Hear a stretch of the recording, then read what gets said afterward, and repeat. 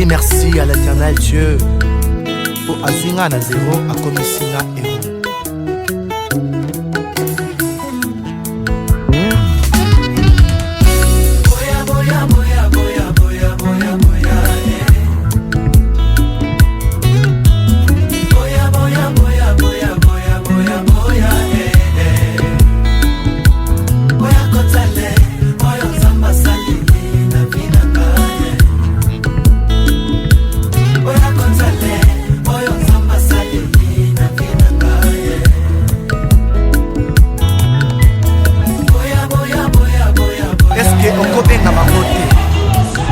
bapesaki yo chance te baoyo bakalisaki ke nzambe akoki kotombola yo na nivo ya likolo te benga bango na ndoba ya kotala oyo nzambe azosala baacteur ya malheur na yo benga bango mpo bakoma baspectateur ya makambo nzambe azosala na yo ya likolo bapesaki nga chance te na bina ngai nga na koperse na miso ya bato azalaki moto kopusa mosika pembeni ya fulu sans valeur kasi na miso ya Nzambe azalaki moto ya kopusa pembeni kosokola na kikoso kovanda na mesa ya bakosinga mikiposhe.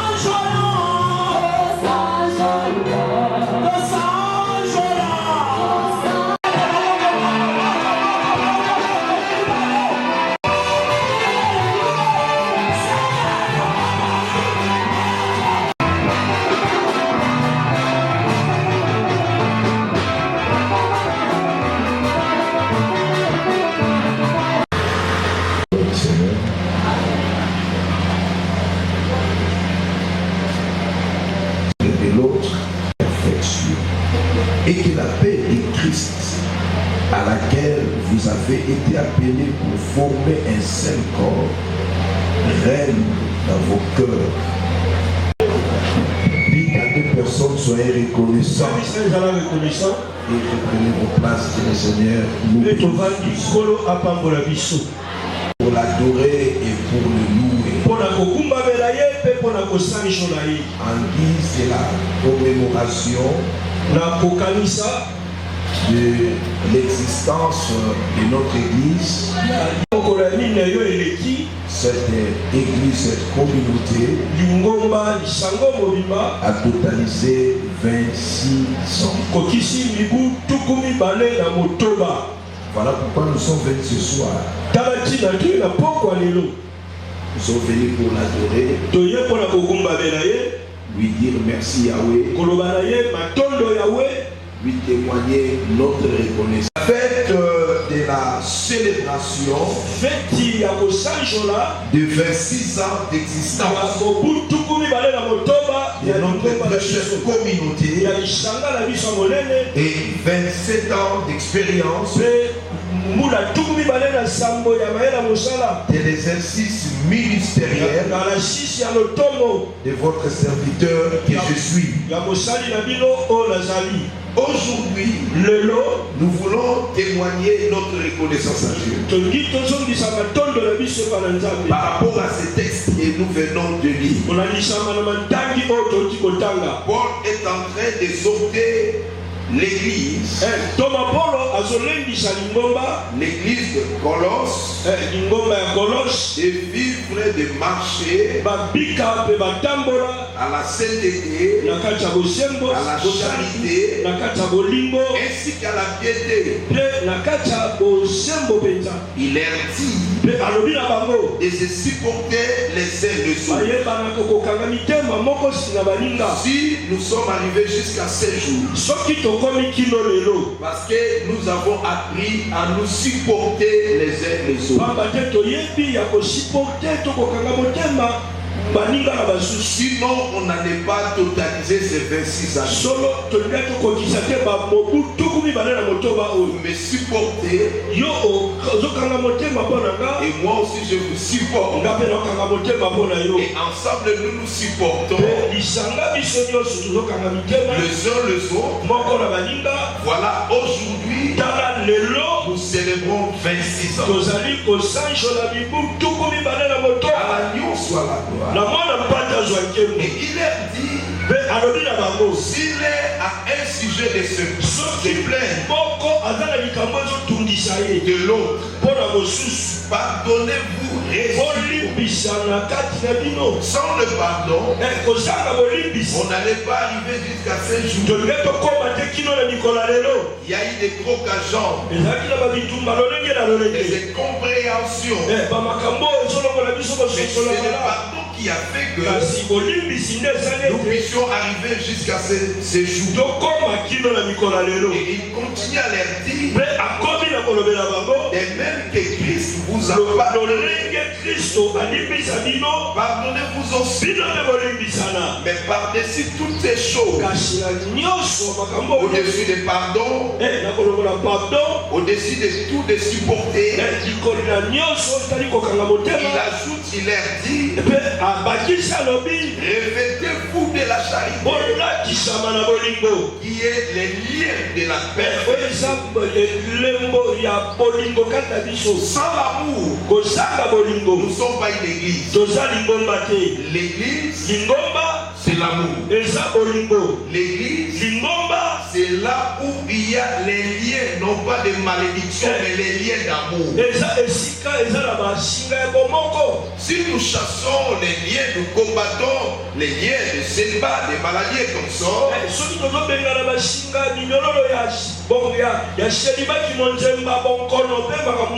L'église va aussi prier qu'il y ait les liens d'amour au sein de l'église. L'amour aussi est un lien. Alléluia. Amen. Oh église, alléluia. Amen. Les liens d'amour, que cela soit au milieu de nous. Et ce lien d'amour nous conduira à la perfection. L'amour fera de sorte que la paix du Christ, à laquelle nous avons été formés, puisse régner dans nos cœurs. Et il dit, soyez reconnaissants. Amen. Amen. Je vais parler de la reconnaissance. La clé d'ouverture. La clé d'ouverture des grandes portes l'ont fermé. Les portes de bénédiction. Tout ce que vous voulez. La reconnaissance, elle est parmi des clés. Paul dit, soyez reconnaissants. Amen, amen, amen. Amen. Si nous sommes là ce soir, si vous êtes là, vous avez répondu à cet appel, à cette invitation. Je ne pense pas que c'est par habitude. Parce que dans l'habitude, nous prions le matin chaque dimanche.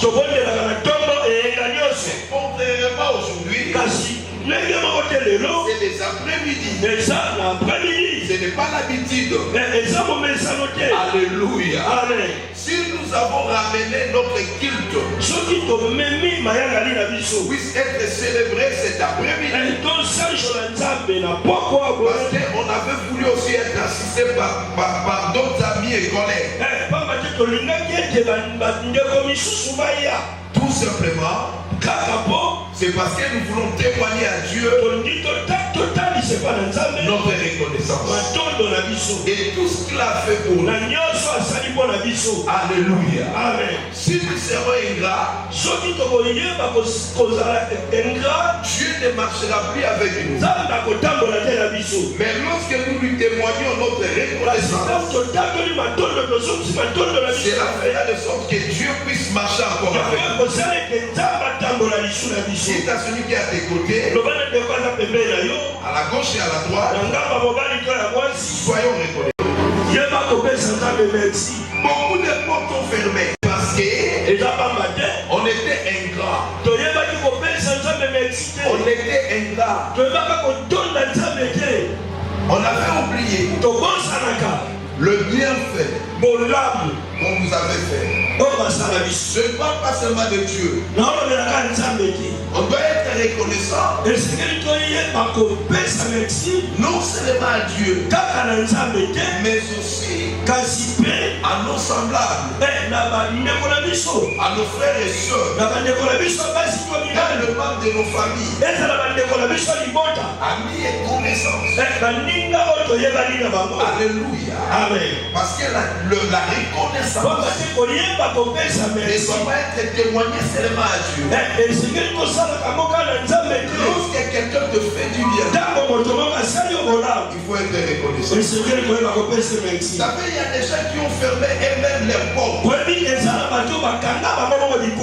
C'est parce qu'ils étaient ingrats. Ils avaient oublié les biens qu'on leur avait fait. Vous savez, dans la nature de l'homme, lorsque l'homme te témoigne du bien, lorsque l'homme te fait du bien, ce qu'il attend, il dit que merci. Dans mon chemin, parmi les gens auxquels je fais du bien, qui ne m'ont jamais dit merci. Quelqu'un m'a fait demander son argent. Je ne sais pas combien il attendait de moi. Je me suis donné de la peine. Je n'avais absolument rien. Par la grâce de Dieu, quelqu'un passait par mon chemin. Il m'a donné $20. Je n'ai rien soutiré. J'ai appelé le monsieur. Je lui ai dit, donnez-moi votre M-Pesa. Je lui ai envoyé ces $20. En payant même la facture de caution. Il a pris le $20 sans pour autant m'appeler et me dire merci. Il ne sait pas quel sacrifice que j'ai fait pour lui envoyer ces $20. C'est 3 jours plus tard que je vais l'appeler parce que j'ai laissé le temps de l'observation. J'ai compris qu'il y a des gens, même si on m'a qui fait tout pour lui parce que ce n'est pas de sa nature. Est-ce que quelqu'un est avec moi ce soir? Est-ce que quelqu'un est avec moi? Il y a celui qui est à tes côtés, soyez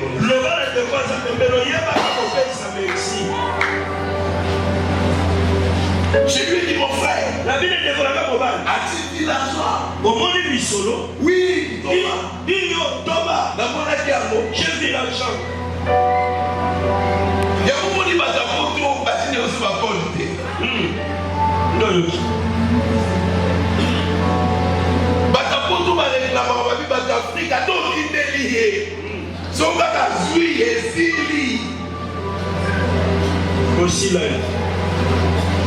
et ce comportement-là, nous les témoignons aussi à l'égard de Dieu. Combien de fois Dieu t'a fait du bien, en retour tu lui as témoigné de l'ingratitude. Je disais à l'église, depuis le mercredi jusqu'à ces jours, ce n'est pas à cause de ma sainteté, ce n'est pas à cause de ma piété, ce n'est pas à cause de tout ce que j'ai fait pour Dieu. C'est sa grâce, c'est son amour qui a fait que nous puissions organiser ces 26 ans. Et suite à cela, il faut être reconnaissant. Et lui dire merci. Alléluia. Amen. Église, alléluia. Alléluia. La reconnaissance et les sentiments. Reconnaissance, Reconnaissance et les sentiments. reconnaissance c'est la posa Qui incite à à se considérer comme une soit comme redevable le moto envers la personne et pas un moto de qui on a reçu un bienfait. Témoignage de gratitude. Gratitude. Souvenir de bienfaits reçus. De bienfaits reçus. Soit par Dieu ou soit par les hommes. Parce qu'il n'y a pas seulement Dieu qui nous bénisse. Il fait du bien. À des fois aussi, nous recevons des hommes de bien. Ils nous font du bien, ils nous témoignent de l'amour. Il a couvert d'Adali. Tu marquais les frais scolaires. Académique. Marqué d'emploi. Il a fait de sorte que tu sois embauché. Il a payé tes frais. Il continue à t'assister. Alléluia. Amen. Il y a des choses que Dieu fait. Il y a aussi d'autres choses. Dieu les fait au travers des hommes. Que ce soit Dieu, que ce soit les hommes, après avoir reçu un bienfait, il faut être reconnaissant. Témoignez votre gratitude. Soit à Dieu, soit à celui qui vous a fait. Voilà pourquoi, frères et sœurs, si nous sommes réunis ce soir, c'est pour témoigner notre reconnaissance. Je vous ai expliqué le jeudi et vendredi combien de difficultés que mon Sinaï a connues depuis sa naissance. Combien de difficultés que j'ai connues depuis le début de cette ministère et de cette église.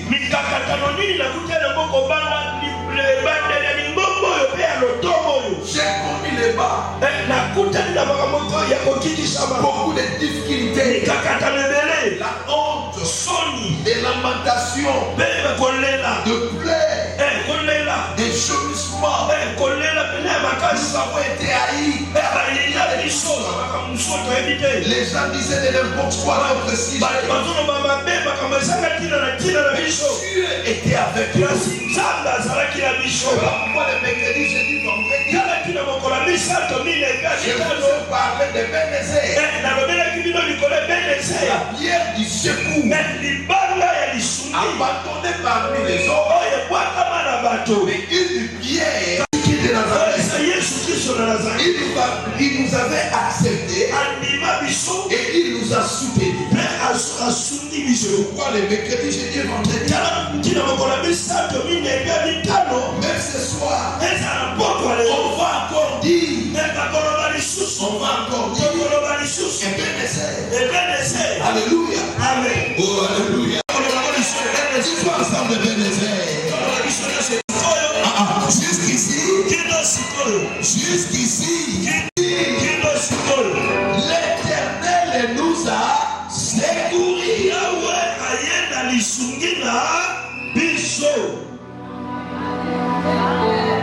Ce n'est pas la sainteté de la peau.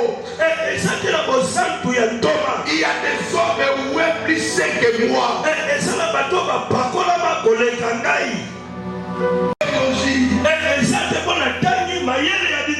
Ni à cause de quoi que ce soit. C'est parce que depuis le début, il y avait une pierre qui a été rejetée parmi ceux qui baptisaient.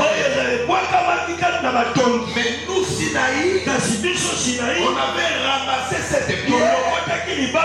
Et c'est cette pierre-là qui est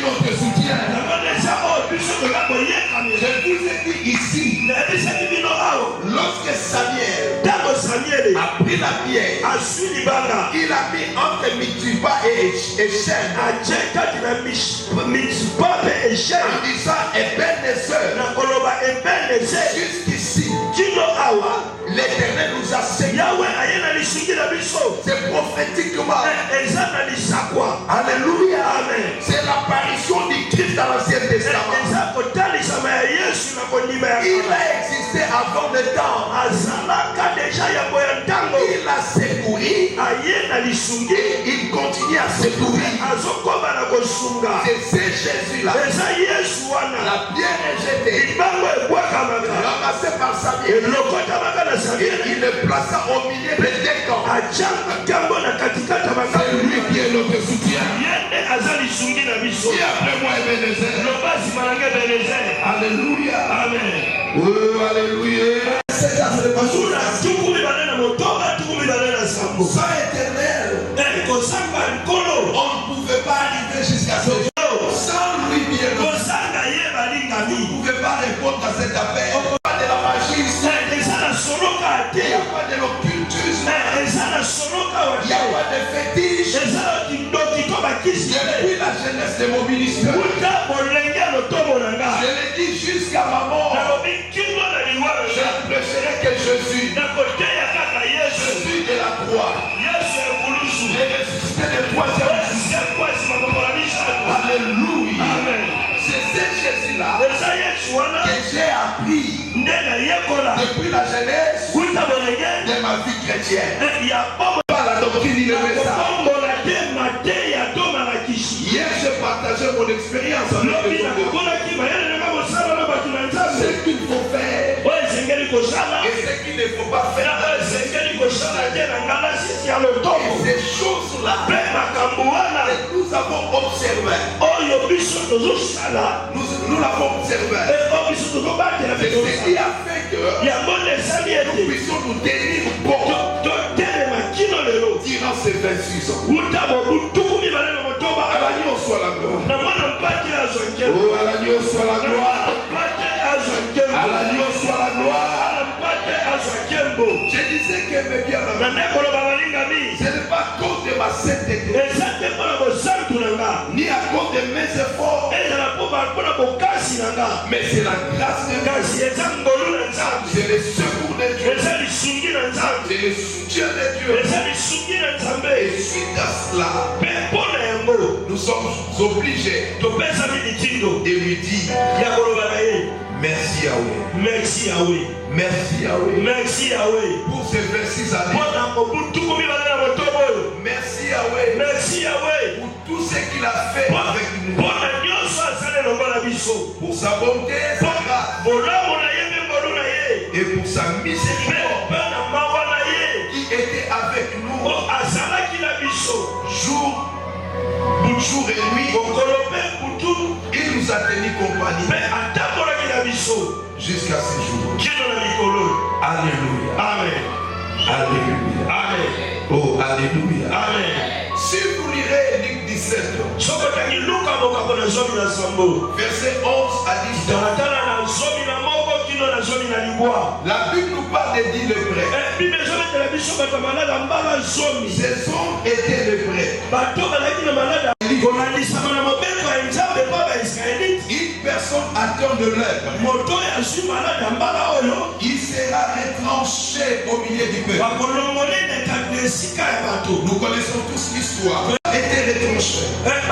Hors du camp, hors du pays. Rejeté parmi les membres de leur famille. Séparés de leurs femmes et de leurs enfants. À cause d'une maladie qui a été déclarée, le pire était en Israël. Alors mes bien-aimés, un jour Jésus passait par leur chemin.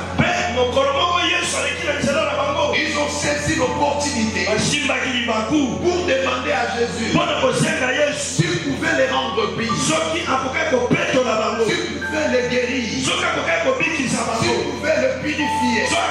La Bible dit qu'ils étaient au total 10. Ils criaient vers Jésus. Jésus a écouté leur voix. Il va le purifier. Après être purifié, selon la recommandation, la Bible dit les 9 se sont partis. Lorsqu'ils étaient guéris, ils sont devenus pires. Il n'y avait plus de la lèvre. Ils ont oublié que nous étions chassés de la ville. Nous étions rejetés. Mais grâce à un homme qui est passé par notre chemin, nous avons retrouvé notre santé. Nous sommes guéris et délivrés. Avant même de rentrer à la ville, nous devons y aller vers cet homme-là. L'homme qui nous a purifiés. L'homme dans son bon vouloir. Il a écouté notre demande. Et il nous a guéris. Au lieu de réfléchir de cette manière, ils sont allés bien avant. C'est l'ingratitude. Paul dit, soyez reconnaissants. Alléluia. Amen. Oh, alléluia. Amen. Ils étaient 10 ans. Les 9 sont partis. Mais au milieu d'eux, il y avait un homme qui était un samaritain. Lorsqu'on dit l'un d'eux était samaritain, cela prouve que les 9 autres, ils étaient des Israélites. Alléluia. Amen. Oh, alléluia. Amen. Mais parmi eux, il y avait un samaritain. Ceux qui étaient considérés comme des païens. Ces samaritains, il a reconnu.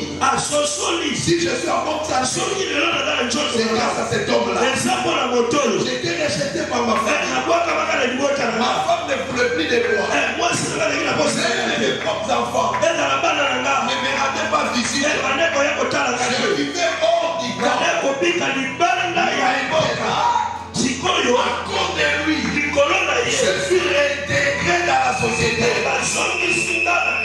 Avant que je retourne à la famille, pour leur dire, même voici, c'est lui que vous avez rejeté. Avant d'aller voir les souverains, les sacrificateurs, pour faire la dernière examen et confirmer que vous êtes guéris. Alléluia. Amen. Oh, alléluia. Amen. Lucas à lui, il a dit non. J'aille vers cet homme pour lui témoigner ma gratitude. Et la Bible dit, cet homme samaritain, il est allé dans ce bois jusqu'à là où se trouvait Jésus. Il va s'agenouiller pour lui dire, Adonai, merci. Grâce à toi, je suis en bonne santé. Grâce à toi, je suis purifié. Grâce à toi, je suis guéri. Grâce à toi, la société peut m'accepter. Je serai accueilli. Si je fais la demande d'emploi, je serai engagé. Si je cherche une femme, elle m'acceptera. C'est parce que je suis guéri. Alléluia. Jésus s'est étonné en regardant cet homme, sachant qu'il était un samaritain. Et il va dire, où sont les 9 autres? Où sont les 9 autres? Vous savez, même au jour d'aujourd'hui, il y a des celles, membres de cette église, membres de cette communauté, qui seront absents.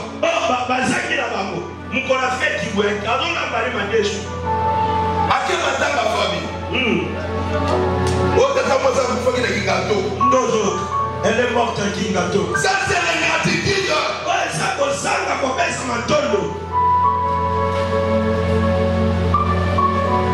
Alléluia.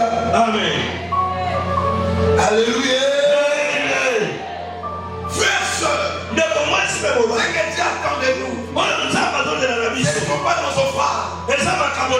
inaudible, quoi que ce soit, ce n'est pas notre reconnaissance à lui.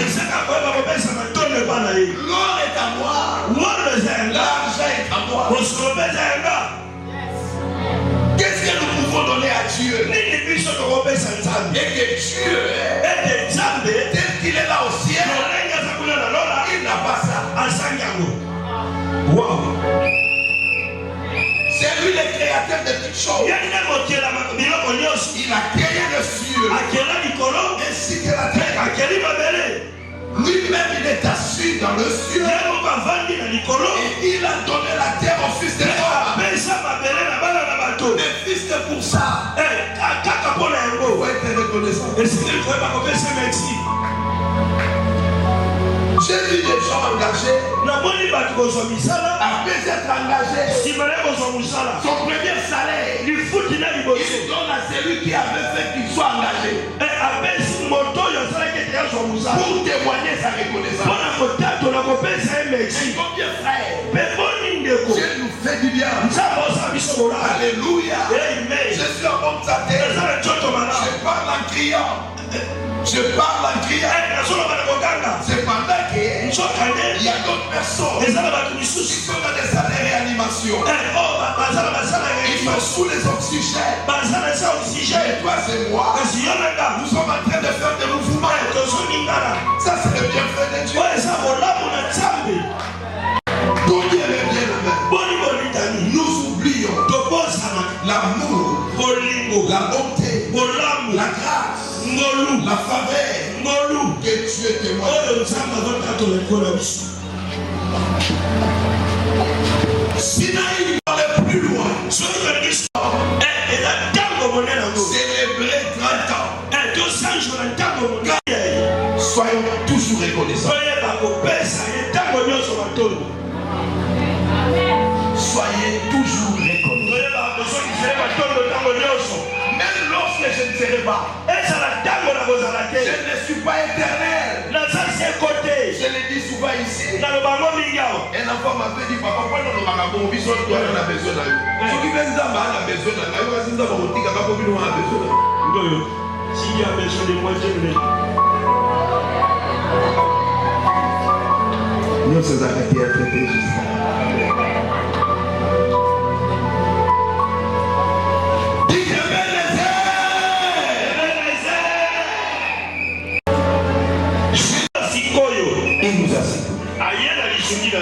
Même lorsque je partirai, Sinaï, soyez toujours reconnaissants. Ne sois pas comme les 9 autres, mais soyons comme ces Samaritains. Ils n'avaient rien, mais seulement lui dire merci. Dire merci à Dieu, cela lui suffit. Tout ce que nous pouvons présenter comme des offrandes, ça nous dira seulement rien. Alléluia. Amen. Alléluia. Amen. Alléluia. Amen. Mais quand on lui dit merci, son cœur est satisfait. Amen. Amen. Amen. Amen. La pierre du secours. Cette pierre, j'avais dit, c'est une aide, c'est une assistance, c'est une appui. Il nous a assistés d'une manière et d'une autre. Je disais, beaucoup des églises de ma génération ont fermé les portes. Beaucoup des églises avec lesquelles nous avons commencé ensemble ont fermé les portes. Dans cette parcelle, nous sommes la 3e église. La première a fermé la porte. La deuxième a fermé la porte. Lorsque je suis venu solliciter l'endroit, le bailleur m'a dit, pasteur, je suis fatigué des églises.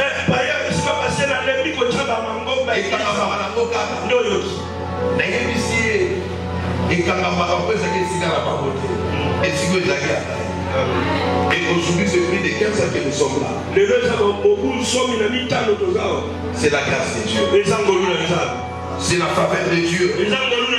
C'est pour cela nous devons être reconnaissants et lui dire merci. Voilà pourquoi nous sommes venus. Parce que la reconnaissance, elle est la clé d'ouverture des grandes portes, des portes non fermées. Si vous serez reconnaissant à Dieu, écoutez-moi bien, Dieu ouvrira encore des portes longtemps fermées. Si vous serez reconnaissant. Alléluia. Amen. Oh, alléluia. Amen. Oh, alléluia. Amen. Que Dieu soit loué. Je pense à Maman Anne qui a demandé Samuel. Lorsqu'elle a eu Samuel, elle est retournée au temple pour lui présenter devant Dieu et lui offrir comme une offrande. En guise de reconnaissance. Parce qu'elle a été toujours mortifiée par son rival Pénina. Après avoir prié et demandé. Lorsque Dieu lui a donné Samuel, elle lui donna le nom de Samuel. Je l'ai demandé à Dieu. Amen. Et lorsqu'elle a eu Samuel, elle n'a pas dit, puisque je demandais, je l'ai eu. Ça ne finit par ici. Mais elle s'est dit, il faut que je retourne à l'église. Témoigner ma reconnaissance.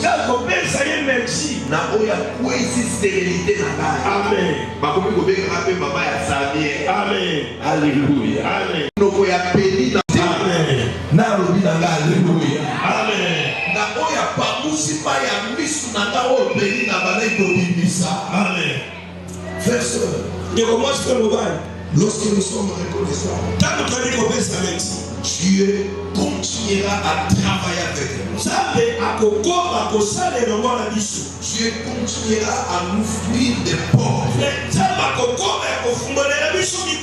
Des portes qui ont... Je suis reconnaissant, c'est grand Dieu.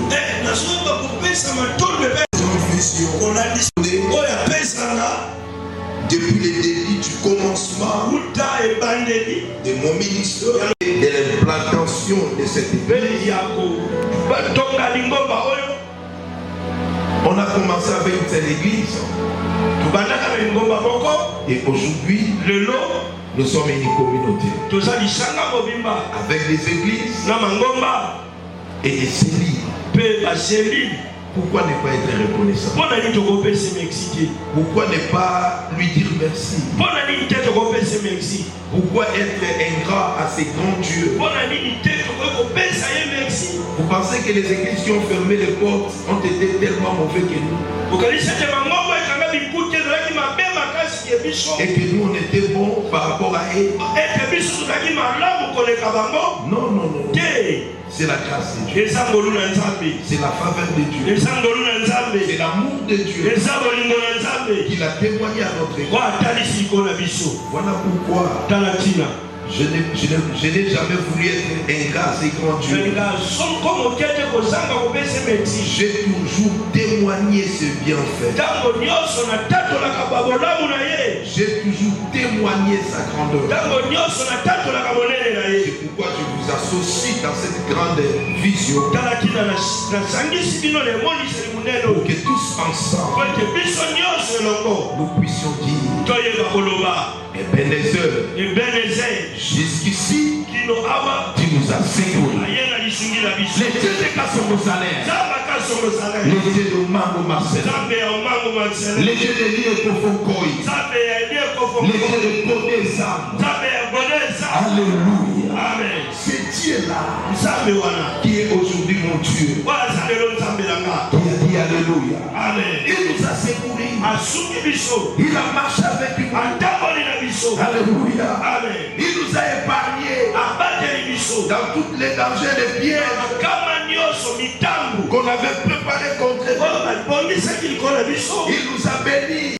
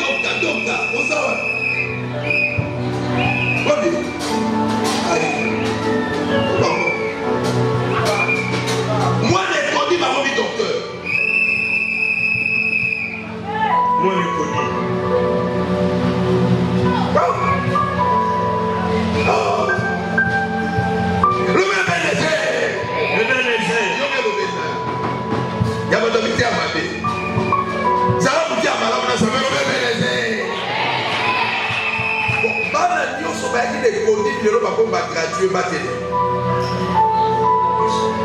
Bana nyonso baki de kodi leo bakomba gradué à l'époque. Yo ko e kodi.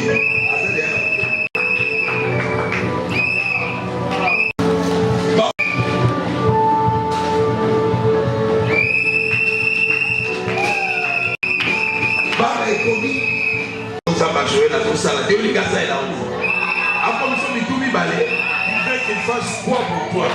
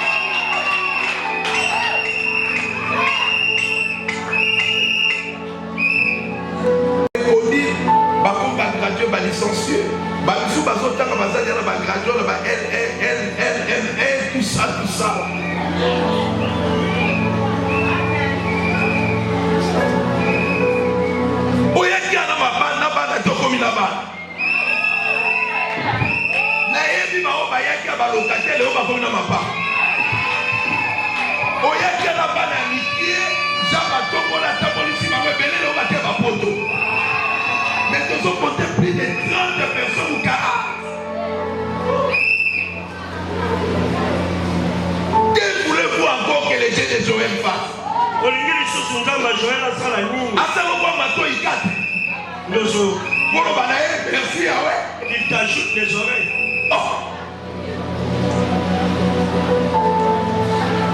Je serai couronné.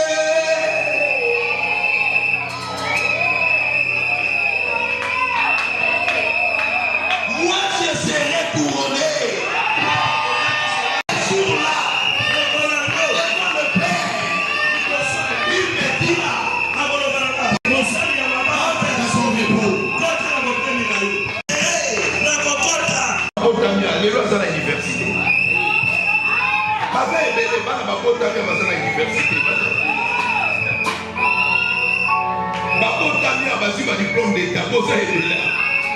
Bagradué boza ebele bozo kasona côté.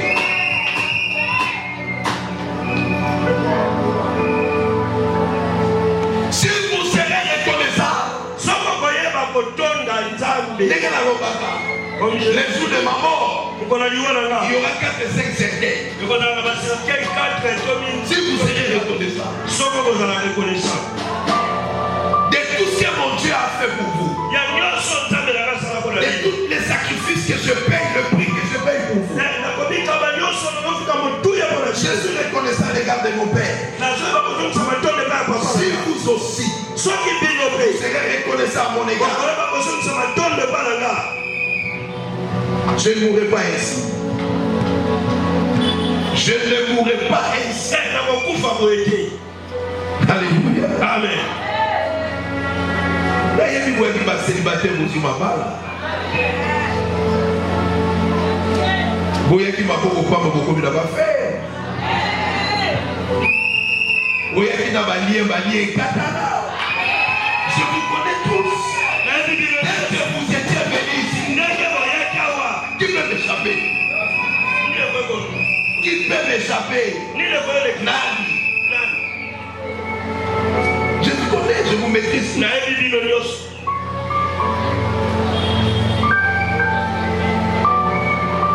Loba Ebenezer. Loba Ebenezer. Somme 5, 3, 1 à 2. C'est là où vous déjà qu'il faudra qu'on le joue.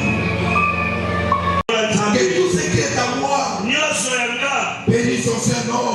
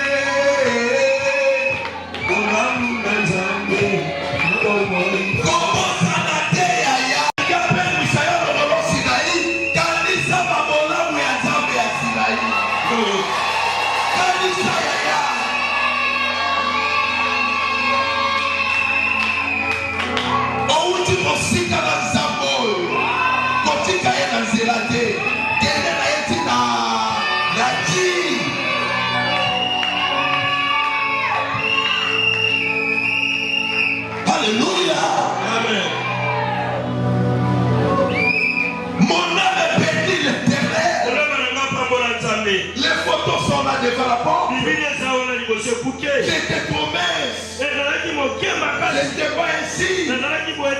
Aujourd'hui, j'ai la chauve. J'avais des cheveux.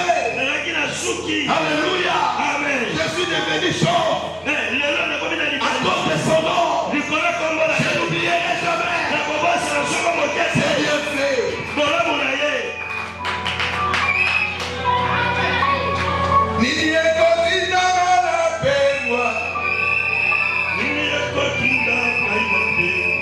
Kanisi Golgotha.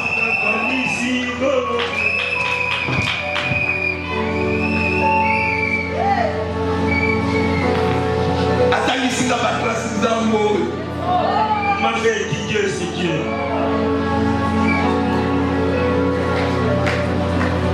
Alléluia. Amen. Oh alléluia. Amen. Akomisika be tata Alpha, tata Jojo, tata Delicia. Amen. Zambo.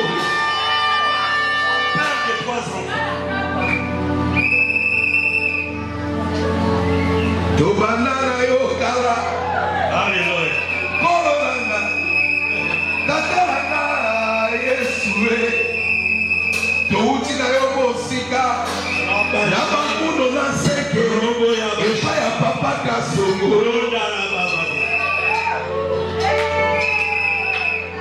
Yo ye ba ora ba que yo zali na ba. Modifier mon selon toi.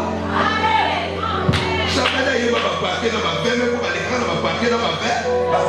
Mais je regarde la paquet dans ma femme. You savez la mon kaba, oui, la kuamutu, oui, la mumé. Oui, c'est tout à la musica, la mon kaba, la kuamutu 32 bis 35, la mumé de sa paquet.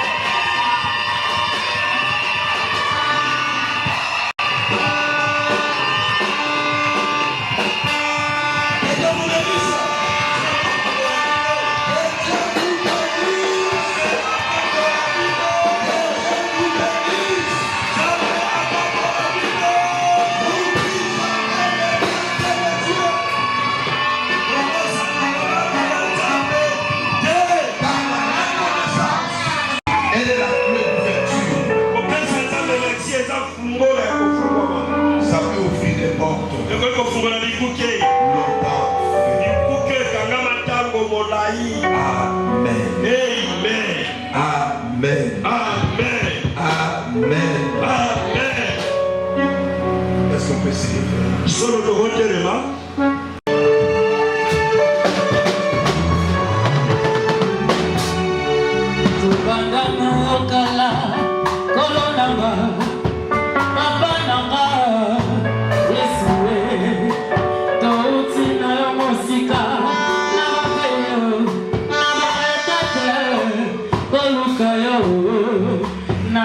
De prière, ma bonne monaseo, c'est là mon belle, père quoi mon tuer. Et Manu aussi ma belle. Et si Manu aussi. Wanana yokala, kolonanga, papa nanga, yes, tuti na yomosika, na maveyo.